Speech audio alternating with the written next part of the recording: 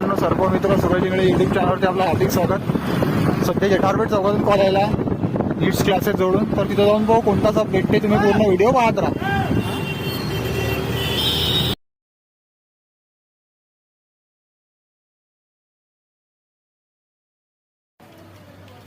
या सगळ्या गोष्टी मी डोक्यावर घेतो ना.